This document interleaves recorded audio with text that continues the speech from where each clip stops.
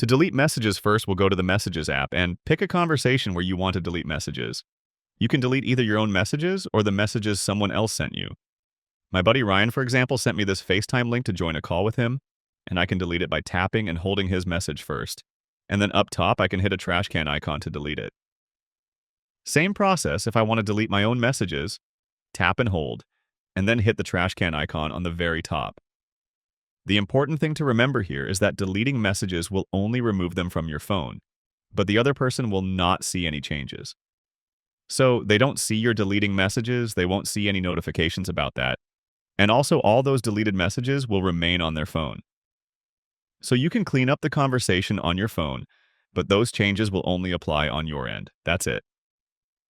If you want to delete a full conversation instead of individual messages, just exit the conversation, then tap and hold it from the list of conversations and hit that trash can up top. Same thing here. It's deleted from your phone, but the other person will still see the conversation as they did before. Click that like button if this helped you, and subscribe to get quick access to hundreds of easy guides like this.